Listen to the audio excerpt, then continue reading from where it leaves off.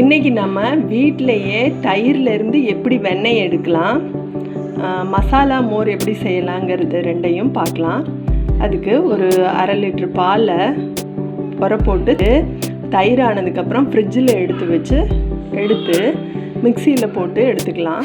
ஏன்னா ஃப்ரிட்ஜில் வச்சாதான் நல்லா வெண்ணெய் தனியாக பிரிஞ்சு வரும். இப்போ இந்த தயிரை மிக்சியில் சேர்த்திக்கலாம். விப் மோடில் போட்டு எடுத்துக்கலாம்.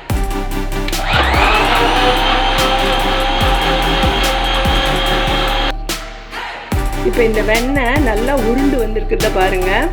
இதை ஒரு கப்பில் தண்ணி எடுத்து இந்த வெண்ணெயை ஒரு ஸ்பூனில் எடுத்து அந்த கப்பில் போட்டுட்டா நல்லா உருண்டு கலெக்ட் ஆகி நல்லா இருக்கும்.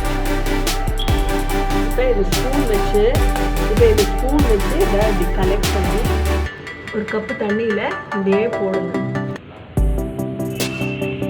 இப்போ பாருங்கள் எவ்வளோ வெண்ணெய் வந்திருக்குன்னு. 1/2 லிட்டர் பாலுக்கே ஒரு 10 கிராமுக்கு மேலேயே வெண்ணெய் வந்திருக்கு. இப்போ பட்டரு, நெய் எல்லாமே ரொம்ப விலை ஜாஸ்தி. இப்போ தயிர், இப்போ மசாலா மோர் சாப்பிட்டீங்கன்னா அவ்வளோ நல்லது.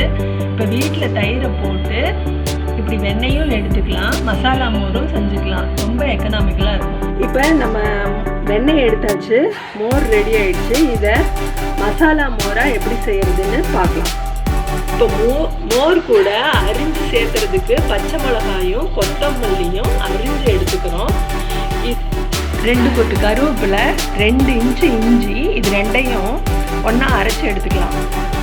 இப்போ இஞ்சியும் கருவேப்பிலையும் அரைச்சதை இந்த மோரோட சேர்த்துறேன். வடிக்க தேவையில்லை. இப்போ பெருங்காயத்தூள் ஒரு 1/2 ஸ்பூன், உப்பு 1 ஸ்பூன். என்ன பிங்க் கலரில் இருக்குன்னு நினைக்காதீங்க, இது ராக் சால்ட்டு. ஒரு 2 ஸ்பூன் அளவு போட்டுக்கோங்க. இப்போ நம்ம இந்த அரிஞ்சு வச்சிருக்க கொத்தமல்லி, மிளகா இதை இதில் சேர்த்துறோம். இப்போ இது எல்லாமே உங்கள் டேஸ்ட்டுக்கு தகுந்தாப்புல இன்னும் கொஞ்சம் வேணாலும் ஸ்ட்ராங்காக வேணும்னா இன்னும் கொஞ்சம் எச்சா சேர்த்திக்கலாம்.